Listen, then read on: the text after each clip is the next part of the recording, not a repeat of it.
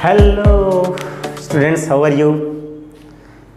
Welcome to my channel once again, एसन भाई Ashwini sir.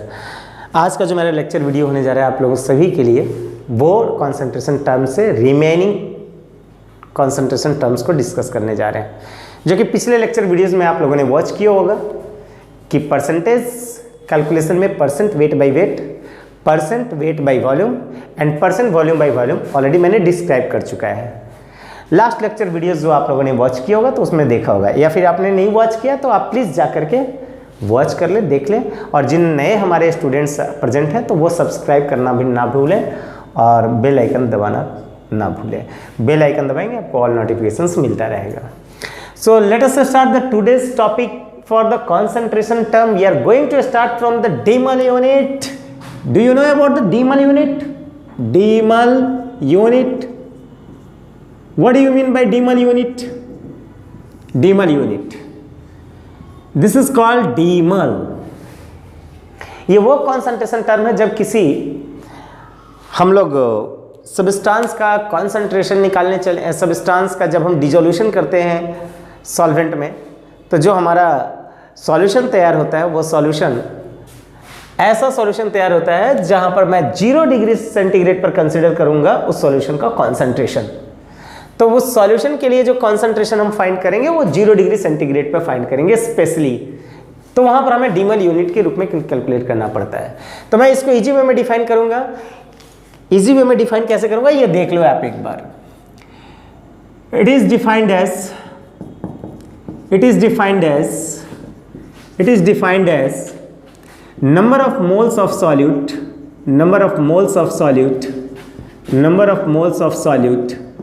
dissolved in per liter of solution at 0 degree centigrade. ये कहना ना भूलेंगे। 0 degree centigrade बोले तो 273 केल्विन, 273 केल्विन टेम्परेचर पर मेजर की गई है सॉल्यूट का सॉल्यूशन में कॉन्सेंट्रेशन है। तो ये आप ध्यान में रखेंगे कि 0 डिग्री सेंटीग्रेड देना ना भूलेंगे। ये टेम्परेचर स्पेसिफाइड है। इस स्पेसिफाइड टेम्परेचर पे जो कॉन्सेंट्रेशन हम कैलकुलेट करते हैं वैसे number of moles of solute का जो 1 लीटर में घुला हुआ है उसे हम डेसिमल यूनिट के नाम से जानते हैं। मतलब ये हुआ कि हम ये कहें कि 1 decimal that is the decimal unit. It means 1 mole of solute is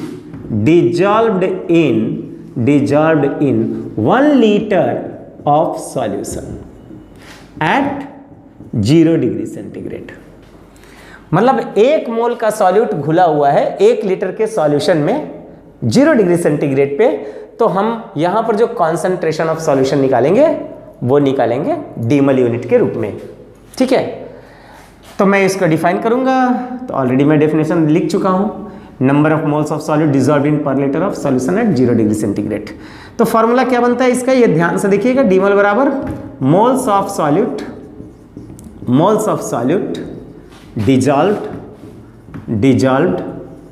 divided by volume of solution in litre at 0 degree centigrade. ये लिखेंगे। मोल्स ऑफ सॉल्यूट क्या हम लोग लिख सकते हैं, ये हम लोग ऑलरेडी पढ़ चुके हैं। 11th क्लास में भी हम लोग देख चुके हैं कि मोल्स निकालने के लिए क्या करते हैं, गिवन वेट ऑफ सब्सटेंस को उसके ग्राम मोलर मास से डिवाइड करते हैं या मोलर मास से डिवाइड करते हैं उसको। तो गिवन वेट ऑफ सॉल्यूट जो है वो WS है।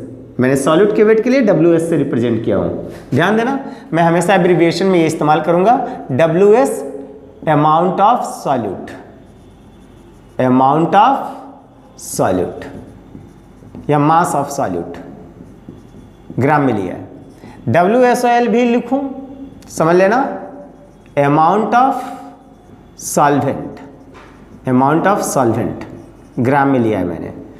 और यहां पर WSOLN लिखूं कहीं तो समझ लेना अमाउंट ऑफ सॉल्यूशन ग्राम में लिया है मैंने। तो ये चीज़ आप थोड़ा सा दिमाग में ले लेना कि मैं जब भी टर्म का इस्तेमाल करता हूँ WS, WSOL भी, WSOLN, तो ये कन्फ्यूज़न नहीं होना चाहिए सारे बच्चों को, ये याद रखिएगा। तो आते हैं हम लोग इसका फॉर्मूला सेटअप करते हैं। पहले moles of solute dissolve divided by volume of solution. तो मोल्स निकालने के लिए अमाउंट ऑफ सॉल्यूट को डिवाइड करना पड़ता है इसके ग्राम मोलर मास से। यहाँ पर मैंने मोलर मास ऑफ सॉल्यूट लिखा है गुना volume of solution. Volume of solution को मैंने VSOLN से रिप्रेजेंट किया और लीटर में लिया है एट 0 डिग्री सेंटीग्रेड। ये हमारा डीमल का फॉर्मूला हो गया, डीमल का फॉर्मूला हो गया। और ये डीमल यूनिट भी टेम्परेचर डिपेंडेंट होगा। This concentration term is also temperature dependent because it is correlated with the volume. तो demal unit is concentration dependent. Demal unit is concentration dependent. Demal concentration terms जो है वो temperature dependent होगा। चलो यहाँ पर हम लोग समझ गए। अब इस पर एक छोटा सा सवाल हम लोग दें तो आगे बढ़ते हैं, क्योंकि ये जस्ट लाइक के मोलारिटी दिख रहा है। आप लोग पढ़े होंगे 11th क्लास में मोलारिटी मोल कॉन्सेप्ट में, नहीं पढ़े होंगे तो ध्यान से समझ लीजिए। 9th क्लास में भी हम लोग पढ़े हैं। Number of moles of solute dissolved in per litre of solution, वो मोलारिटी कहलाता है। बट वहां पर मैंने ये नहीं मेंशन किया था एट 0 डिग्री सेंटीग्रेड। यदि मैं ये कह दूं कि number of moles of solid dissolved in per litre of solution, तो वो मोलारिटी कहलाएगा। सेम यही फॉर्मूला मोलारिटी कहलाएगा। बट मैंने ये बोल दिया कि number of moles of solid dissolved in per litre of solution at 0 degree centigrade, तो इसे हम मोलारिटी के नाम से नहीं जानेंगे, बल्कि इसे हम डीमल के नाम से जानेंगे। तो how could you calculate the demal unit? ये तो आपने समझ गया कि यदि 1 मोल की सॉल्यूट 1 लीटर ऑफ सॉल्यूशन में घुली हुई हो, वो भी 0 डिग्री सेंटीग्रेड पे, तो उसे हम 1 डीमल यूनिट के नाम से जानेंगे। Is that clear? 1 डीमल यूनिट के नाम से जानेंगे। चलिए आगे चलते हैं हम लोग। नेक्स्ट इस पे छोटा सा सवाल आपके सामने मैं दे रहा हूं। हो गया होगा तो मैं मिटाता हूं इसे। ओके, सब लोगों ने नोट कर लिया? छोटा सा सवाल।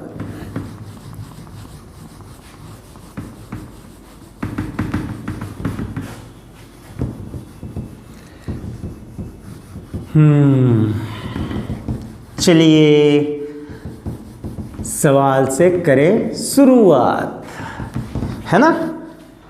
छोटा सा सवाल। चलिए, calculate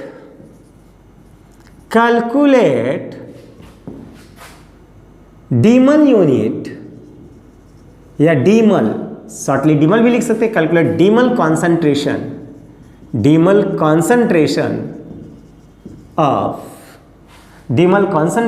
of 10 gram of sodium hydroxide, ये सोडियम हाइड्रोक्साइड का पिलेट्स लिया हूं मैं। सोडियम हाइड्रोक्साइड पिलेट्स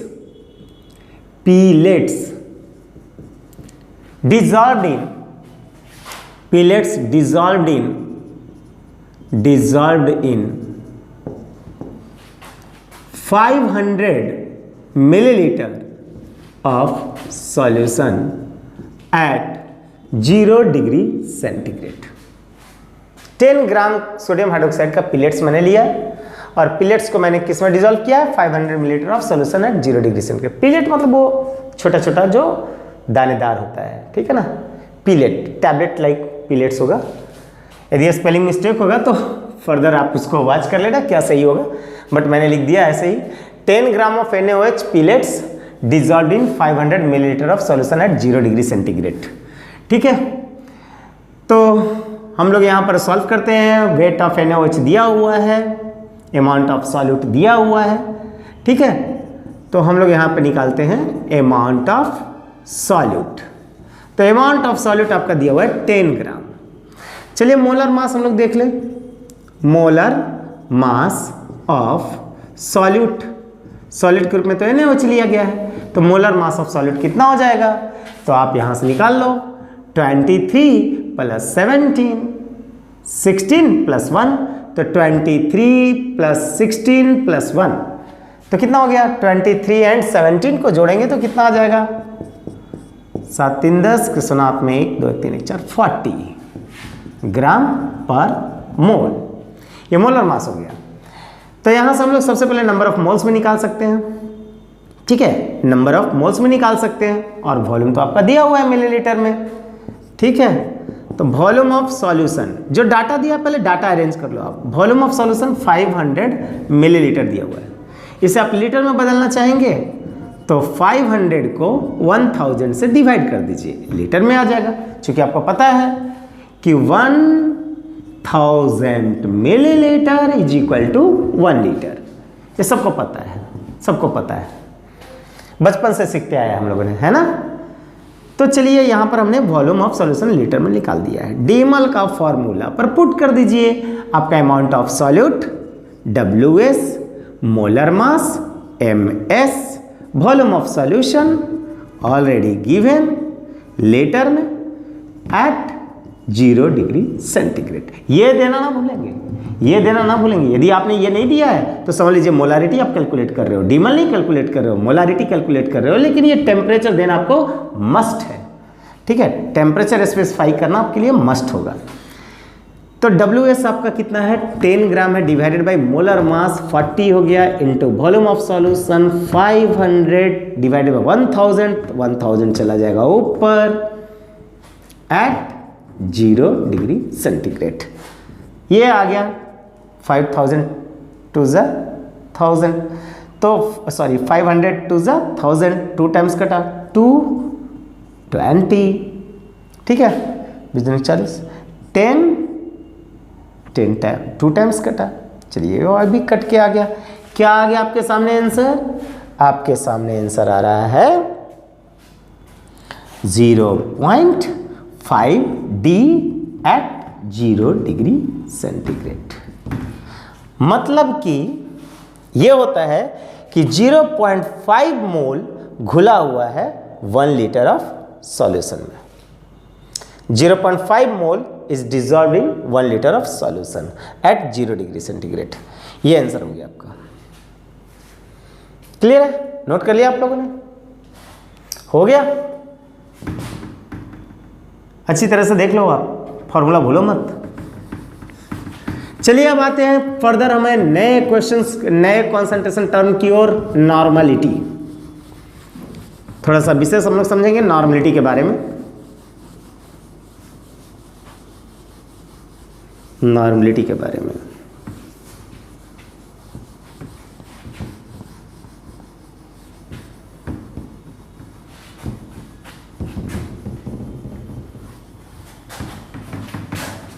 चलिए, what do you mean by normality?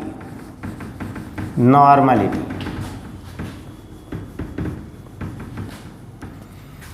Normality बहुत ही इंपॉर्टेंट है। नॉर्मलिटी, नॉर्मलिटी का जो कॉन्सेंट्रेशन टर्म्स है, इस कॉन्सेंट्रेशन टर्म का डिफिनेशन हम लोग इस रूप में देते हैं। It is defined as number of gram equivalents, gram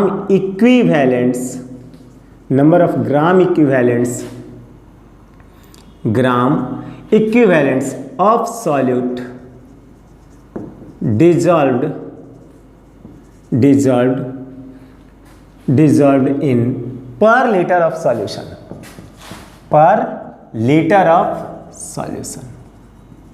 चलिए ये हो गया normality. Number of gram equivalents of solute, how many of gram equivalents? यदि 1 gram of equivalents of solute dissolve है 1 लीटर ऑफ सॉल्यूशन में, तो समझ लो वो 1 नॉर्मलिटी का कॉन्सेंट्रेशन मेजर करेगा। तो number of gram equivalents of solute dissolved in 1 litre of solution gives normality. सबसे पहले तो हम जब लैब में जाते हैं दोस्त, हमें क्लास में बोल दिया जाता है लैब करने को। हम आप लोगों ने भी किया, हम लोगों ने किया था और आप लोग भी करते होंगे। तो लैब में हमारे जो टीचर्स होते हैं वो कहते हैं कि बेटा एक काम करना, आप वहाँ से रिएजेंट का बोटल्स ले आना, ठीक है, और वो 10 नॉर्मलिटी का लेके आना, 1 नॉर्मलिटी का लेना, डेसी नॉर्मल रिएजेंट लेके आना। ये कैसे पहचानेंगे? सेंटी नॉर्मल का रिएजेंट लेके आओ, मिली नॉर्मल रिएजेंट ले आओ, कैसे पहचानेंगे? सिस्की मोलर रिएजेंट, सिस्की नॉर्मल रिएजेंट ले आओ, ये कैसे पहचानेंगे? तो बोतल पे कुछ लिखे हुए रहते हैं सिंबल, जैसे n/2, n/10, n/50, n/100, इस तरह से n/4, तो ये 1.5n ये लिखा रहता है। तो ये हम लोग पहचान लेते हैं कि सर ये 1/n है, n/2 है, तो हम लोग इसको पढ़ लेते हैं सेमी नॉर्मल। यदि 1n लिखा हुआ है तो हम लोग पढ़ लेते हैं नॉर्मल। तो इस तरह से आप जानते हो तभी जाके उस रिएजेंट को आप लाते हो, या कोई बोतल एसिड का बोतल हो, बेस का बोतल हो, बेसिक सॉल्यूशन का बोतल हो, तो उसको ला करके आप बोल देते हो कि सर ये रिएजेंट है, ये एसिड है, ये बेस है, इतनी इतनी नॉर्मलिटी की है। तो कैसे पहचानोगे ये थोड़ा समझ लो आप पहले, उसके बाद मैं इसका फॉर्मूला सेटअप करूंगा। और फिर वेरी इंपॉर्टेंट इसलिए मैंने बोला कि ये जो कॉन्सेंट्रेशन टर्म है ये आगे चल के इंटर कन्वर्जन, जब तक मैं सारे कॉन्सेंट्रेशन टर्म को समाप्त न कर लूं, ये बात याद रखना सभी बच्चे, जब तक मैं कॉन्सेंट्रेशन टर्म को समाप्त न कर लूं तब तक मैं एक कॉन्सेंट्रेशन को दूसरे कॉन्सेंट्रेशन से इंटर कन्वर्ट नहीं करूंगा। क्योंकि होता क्या है कि यदि हम एक कॉन्सेंट्रेशन को दूसरे कॉन्सेंट्रेशन से कन्वर्ट करें, इंटर कन्वर्ट कर रहे हैं, तो वो इजी हो जाता है न्यूमेरिकल सॉल्व करना।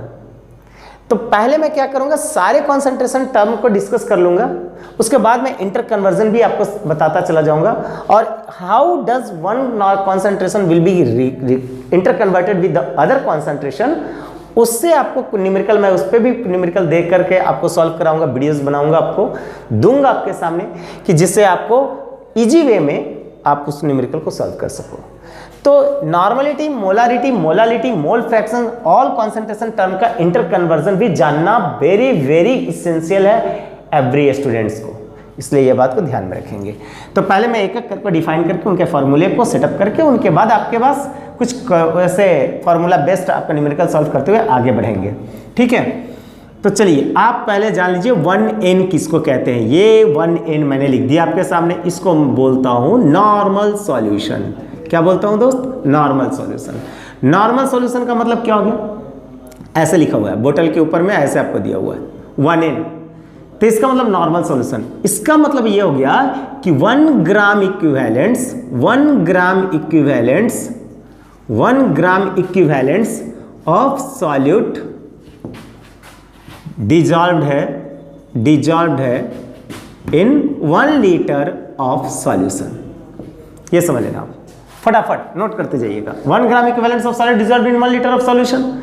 यदि आपके सामने बोल दिया जाए 0.1n, या आपको बोल दिया जाए n/10, इस तरह का आपको लिखा हुआ मिलेगा, तो इसे हम क्या पढ़ेंगे? 0.1n है, n/10 है, तो इससे पढ़ेंगे decinormal, decinormal solution, decinormal solution. Decinormal solution का मतलब अब हो गया कि इस सॉल्यूशन से थोड़ा डाइल्यूट, क्योंकि यहां पर अमाउंट्स सॉल्यूट का कम लिया जा रहा है, लेकिन जो वॉल्यूम है वो तो 1 लीटर ही है, तो थोड़ा इससे पतला सॉल्यूशन होगा, वो डेसी नॉर्मल होगा। तो डेसी नॉर्मल का मतलब हो गया कि जो 1 ग्राम इक्विवेलेंट्स का 10th पार्ट, 10वां भाग, यानी मैंने 1 ग्राम इक्विवेलेंट लिया है तो उसका 10वां भाग कितना होगा? 0.1 ग्राम इक्विवेलेंट होगा। तो 0.1 gram equivalents, 0.1 gram equivalents of solute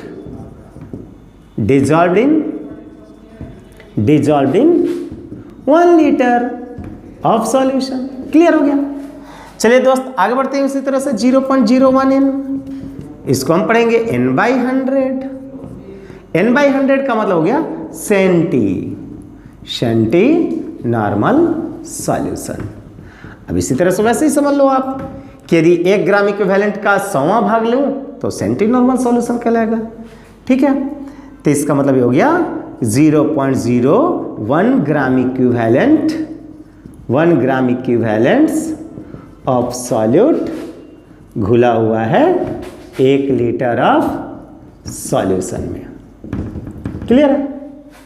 चलिए उसी तरह से 0.001n कह दिया जाए, है ना, कहीं कहीं आपको लिखा रहेगा n/1000।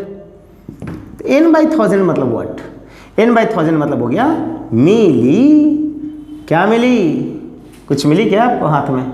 नहीं, मिलने की ओर रह गया लड्डू। चलो मिलेगा लड्डू भाई, आने वाला है दीपावली, मिलेगा लड्डू। मिली नॉर्मल सॉल्यूशन, मिली नॉर्मल सॉल्यूशन। इसे हम पढ़ेंगे मिली नॉर्मल सॉल्यूशन, मतलब 1 ग्राम इक्विवेलेंट का 1000th part is dissolved in 1 litre of solution. तो यहां पर हम लोग लेंगे 0.001 gram equivalents, 1 gram equivalents of solute dissolved in 1 litre of solution. ठीक है, क्लियर है? सॉल्यूशन, सॉल्यूशन याद रखेंगे, सॉल्यूशन। उसी तरह से हम लोग यहां पर लिखते हैं 0.5n, यह आपको लिख दिया गया n/2। तो n/2 का मतलब हो गया semi normal, semi normal solution. और सेमी नॉर्मल सॉल्यूशन का मतलब यही हो गया, क्या हो गया कि 1 ग्राम इक्विवेलेंट का हाफ, यानी 0.5 gram equivalent, 0.5 gram equivalents of solute, घुला हुआ है 1 लीटर ऑफ सॉल्यूशन। ठीक है, 1 लीटर ऑफ सॉल्यूशन में। क्लियर है? दिखाई दे रहा है सबको? तो यहां पे अब हम लोग एक और लास्ट, आपको कभी कभी अपने नाम सुना भी नहीं होगा शायद, यह नया सा नाम है, सिस्की नॉर्मल का नाम सुना है आपने? नहीं सुना होगा तो आप नोट कर लो, मैं ऊपर से इरेज कर रहा हूं।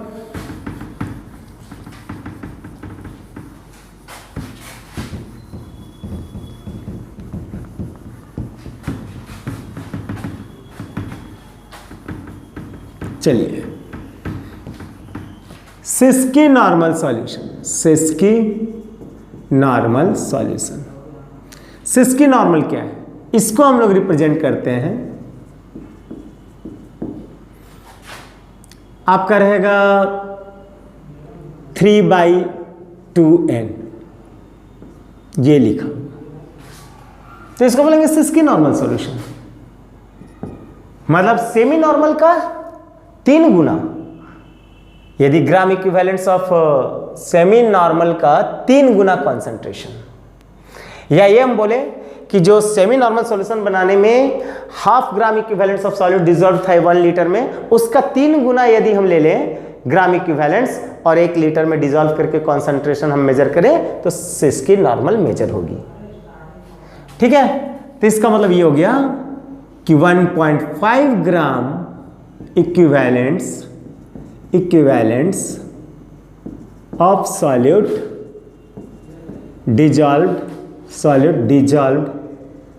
dissolved in 1 litre of solution. Clear है? तो आप डिफरेंट टाइप ऑफ कॉन्सेंट्रेशन जो आपके रिएजेंट बोतल पे लिखे रहेंगे, तो आप उससे तो अवगत हो गए कि कैसे हम उसको आइडेंटिफाई कर पाएंगे कि कौन सेमी नॉर्मल है, कौन सेंटी नॉर्मल है, कौन मिली नॉर्मल का सॉल्यूशन है, कौन सिस्की नॉर्मल का सॉल्यूशन है। ठीक है, ये तो हम समझ गए कौन नॉर्मल सॉल्यूशन कहलाएगा, ये सारा हम लोग समझ चुके हैं। चलिए अब थोड़ा इस पर नॉर्मलिटी पर फॉर्मूला सेटअप कर लें दोस्त।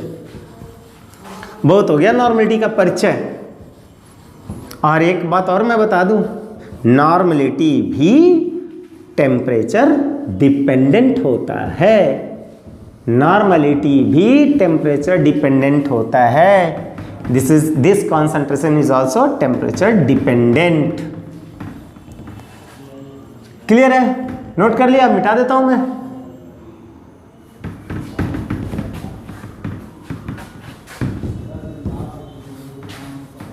चलिए, बहुत बढ़िया, बहुत बढ़िया, बहुत बढ़िया। अब आते हैं हम लोग सीधे फॉर्मूला। नॉर्मलिटी बराबर ग्राम इक्विवेलेंट्स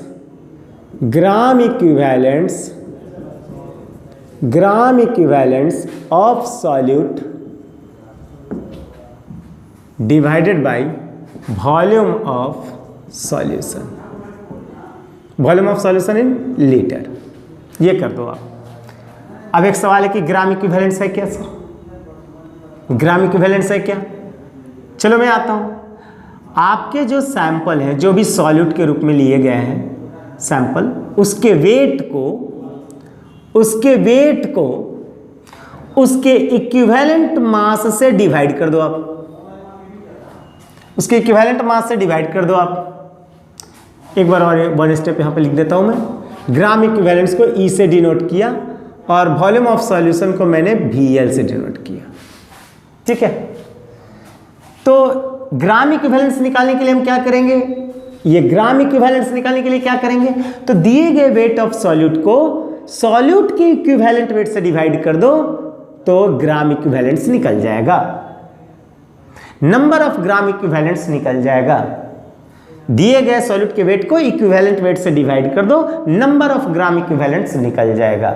ठीक उस तरह से जिस तरह से दिए गए वेट को डिवाइड कर देते थे उसके मॉलिक्यूलर वेट से तो मुझे नंबर ऑफ मोल्स निकल जाता था, तो यहां मुझे इक्विवेलेंट वेट से डिवाइड करना पड़ता है तो नंबर ऑफ ग्राम इक्विवेलेंट्स निकलता है।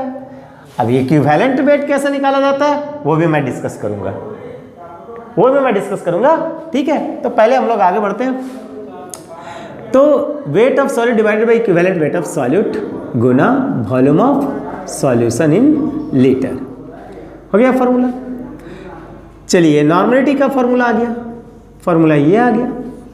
अब आते हैं कि यदि मान लीजिए कॉन्सेंट्रेशन में आपका वॉल्यूम ऑफ सॉल्यूशन मिलीलीटर में दिया हो तब क्या करेंगे हम लोग, वॉल्यूम ऑफ सॉल्यूशन मिलीलीटर में दिया हो तो क्या करेंगे हम लोग, तो इफ वॉल्यूम ऑफ सॉल्यूशन, ये वॉल्यूम ऑफ सॉल्यूशन मिलीलीटर में दिया हो गिवन, तो सबसे पहला काम आप करेंगे कि वॉल्यूम ऑफ सॉल्यूशन जो आप ले रहे हैं लीटर में, तो लीटर में लाने के लिए मिलीलीटर वॉल्यूम को 1000 से डिवाइड कर देंगे। ठीक है, 1000 से डिवाइड कर देंगे, वॉल्यूम ऑफ सॉल्यूशन लीटर में कैलकुलेट हो जाएगा। तो फिर हम लोग एक नॉर्मलिटी का फॉर्मूला क्या है सेटअप करेंगे, यहाँ पे देख लो आप। तो फॉर्मूला सेटअप होगा कि WS/ES into volume of solution क्या चीज में है, लीटर में है। मैं यहां लिख सकता हूं volume of solution in millilitre divided by 1000, क्योंकि मुझे तो ऑलवेज वॉल्यूम को लीटर में ही लेना होता है, तो वॉल्यूम ऑफ सॉल्यूशन मिलीलीटर में लेंगे डिवाइडेड बाय 1000। अब ये 1000 ऊपर चला गया, WS/ES into volume of solution millilitre, ऊपर में चला गया 1000, हो गया नॉर्मलिटी। नॉर्मलिटी का फॉर्मूला ये भी होगा।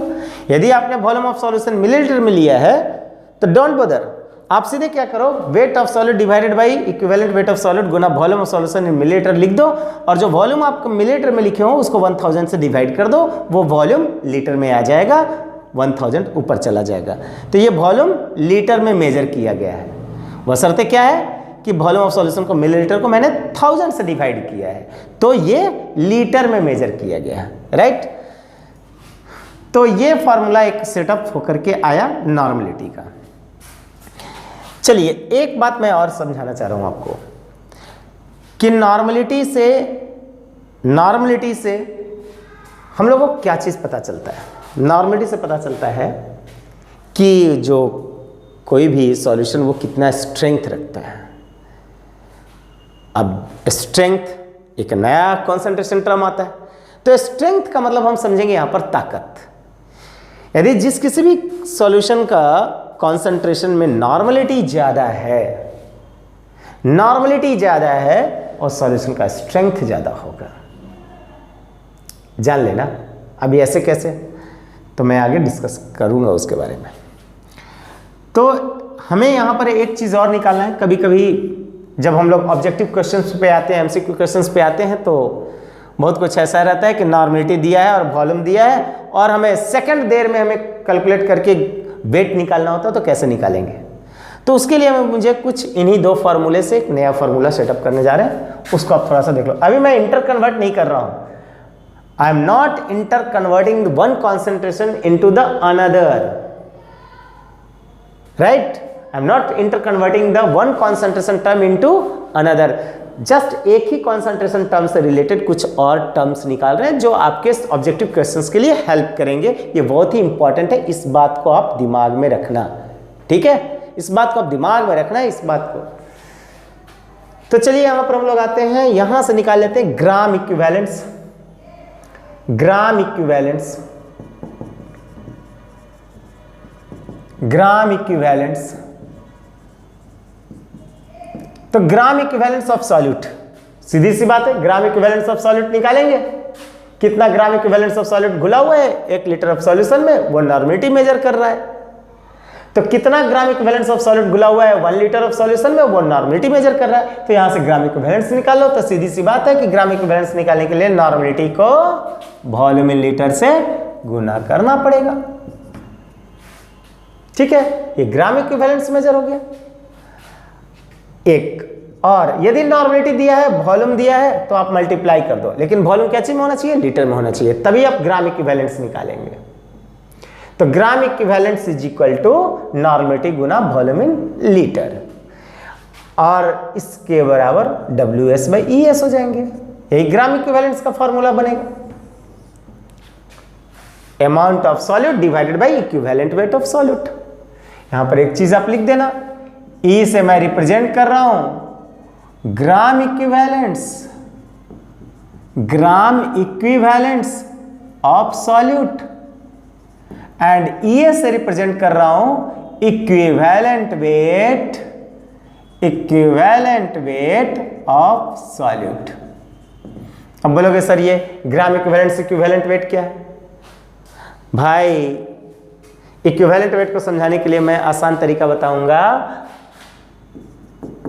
आवा भौजी इंग्लिश पढ़े, आवा भौजी इंग्लिश पढ़े, एटॉमिक वेट बटा valency is equal to E। Atomic weight divided by valency is equal to equivalent weight. या आप ऐसे भी बोलो एटॉमिक वेट बटा वैलेंसी, वैलेंसी को हम लोग n फैक्टर बोलते हैं, एटॉमिक वेट बटा n factor is equal to equivalent weight. चलो और भी तरीका से हम लोग निकालेंगे।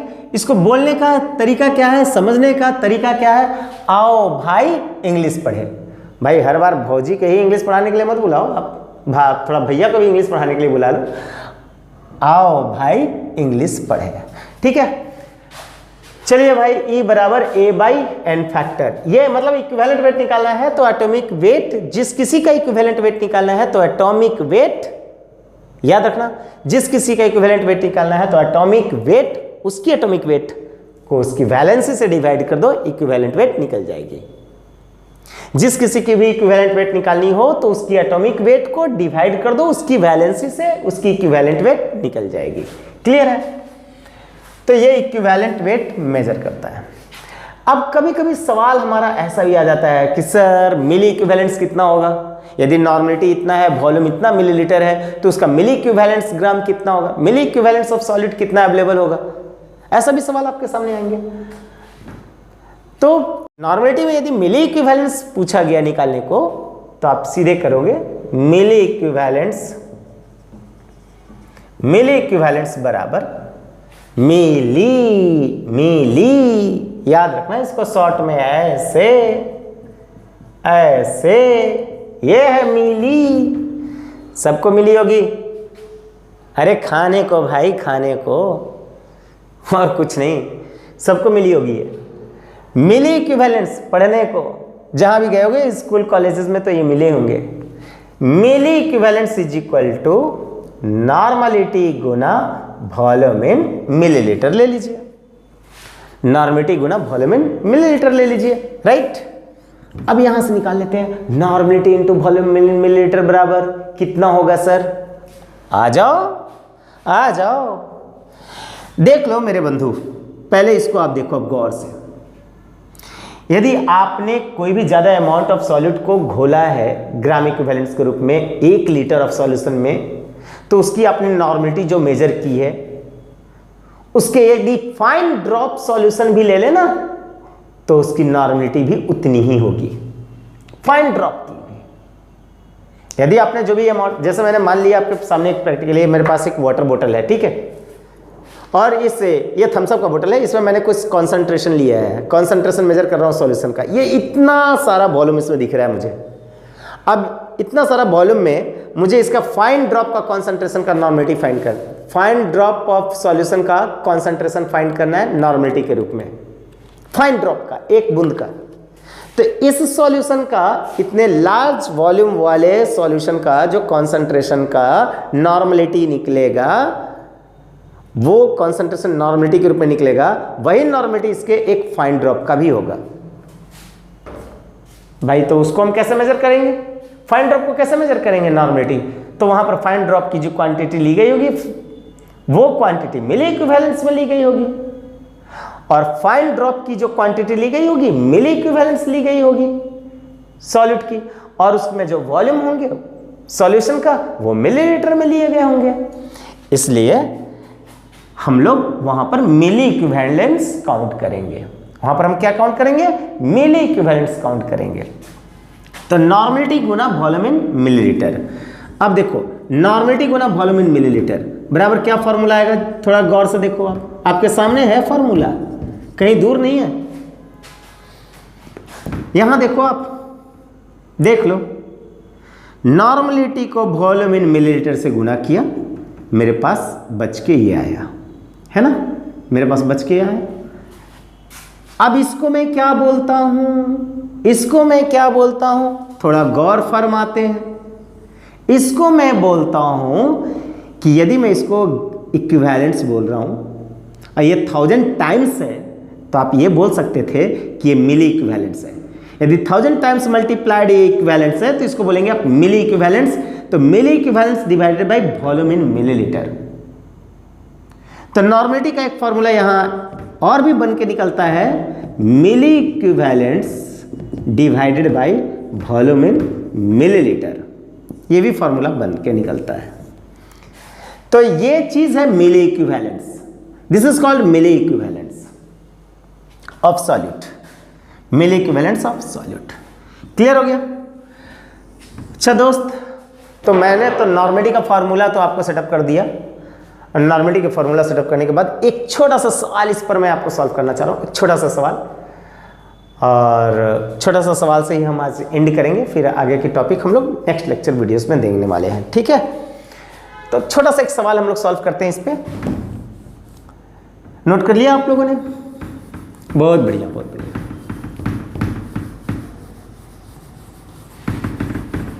फिर मैं आपको नेक्स्ट टॉपिक में कैसे इक्विवेलेंट वेट निकालते हैं, कौन से प्रकार के एलिमेंट का कैसे निकालते हैं, कौन से प्रकार के कंपाउंड का कैसे निकालते हैं इक्विवेलेंट वेट, वो मैं सारा डिस्क्राइब करूंगा। तभी मैं आगे मोलारिटी की ओर बढ़ूंगा, ठीक है? चलिए, तो सबसे पहले एक सवाल से हम लोग चलते हैं। एक क्वेश्चन है, calculate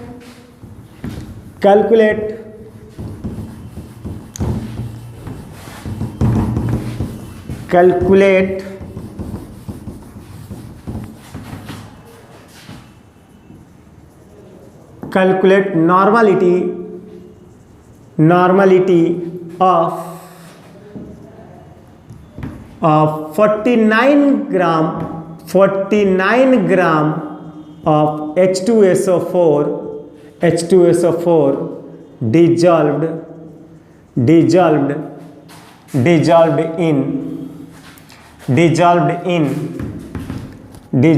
in 500 milliliter of solution।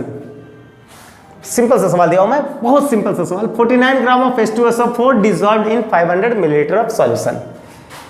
तो सबसे पहले यहां पर हम नॉर्मलिटी निकालेंगे। तो हमें फॉर्मूला याद है, number of gram equivalents divided by volume of solution in litre, यानी number of gram equivalents divided by volume of solution in litre. इसका यूनिट हो गया इक्विवेलेंट पर लीटर, यानी नॉर्मलिटी, ठीक है? इक्विवेलेंट पर लीटर को नॉर्मलिटी भी बोलते हैं। तो यहां पर एक ग्राम इक्विवेलेंस कैसे निकालते हैं? तो दिए गए वेट ऑफ सॉल्यूट को इक्विवेलेंट वेट से डिवाइड करते हैं, तो ग्राम इक्विवेलेंस निकल जाता है। वॉल्यूम ऑफ सॉल्यूशन हमको दिया हुआ है क्वेश्चन में, वॉल्यूम ऑफ सॉल्यूशन मिलीलीटर में है, लीटर में तो है नहीं। तो मिलीलीटर में वॉल्यूम है तो इसको लीटर में बदलना पड़ेगा। तो लीटर में बदलना है तो इसके लिए मुझे 1000 से डिवाइड करना होगा। रैम राइट, 1000 से डिवाइड करना होगा। 1000 कहाँ चला जाएगा? जल्दी बताइए, 1000 कहाँ जाएगा? ऊपर चला जाएगा। WS/ES Guna volume of solution in millilitre into 1000। Normality का फॉर्मूला आ गया। चलिए आप बोलोगे सर इक्विवेलेंट वेट कैसे निकालेंगे, थोड़ा सा ध्यान से समझिए। यदि हमें कोई एसिड का इक्विवेलेंट वेट निकालना होता है,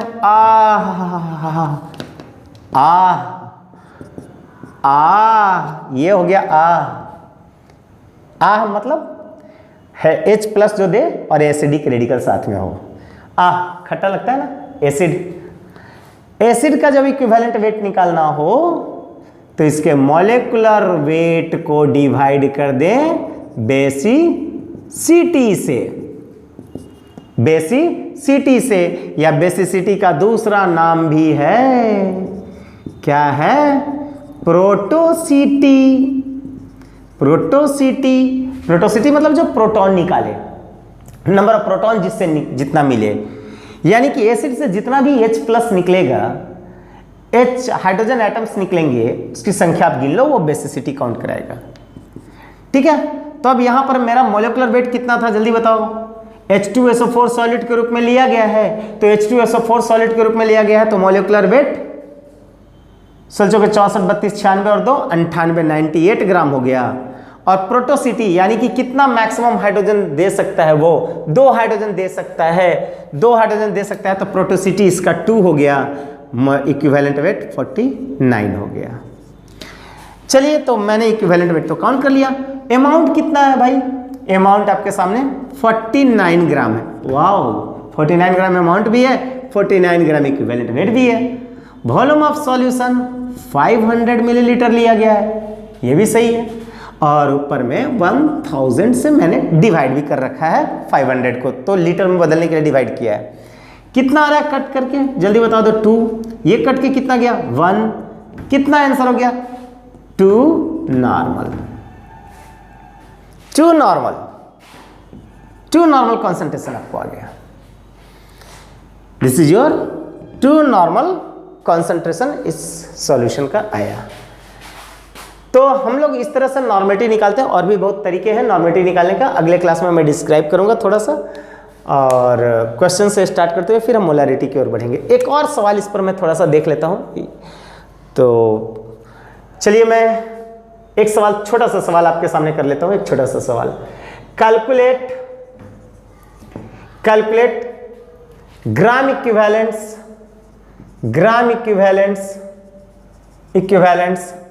of H2SO4 dissolved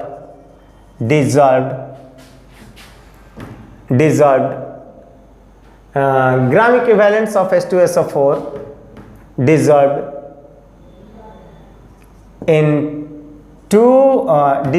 in 1.5 and 250 milliliter of its solution.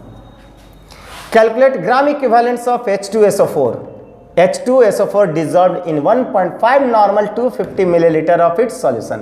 Normality 1.5 N का लिया गया है और वॉल्यूम वहां पर 250 मिलीलीटर का लिया गया है, और उसमें H2SO4 का कितना ग्राम इक्विवेलेंट्स अवेलेबल है वो निकालने को पूछ रहा है। तो चलिए भाई, नॉर्मलिटी दिया है, वॉल्यूम दिया है, ग्राम इक्विवेलेंस निकालने को कह रहा है। तो मैंने अभी छोटा सा एक लास्ट मिनट फार्मूला बताया था कि ग्राम इक्विवेलेंस निकालने के लिए क्या करते हैं, नॉर्मलिटी को वॉल्यूम इन लीटर से मल्टीप्लाई करते हैं।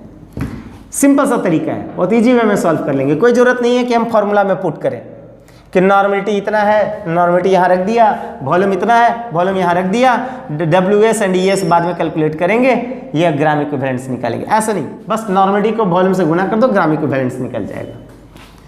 तो नॉर्मलिटी गुना वॉल्यूम इन लीटर, नॉर्मलिटी कितना है 1.5, वॉल्यूम कितना है 250, कितना 250 व्हाट, मिलीलीटर या लीटर?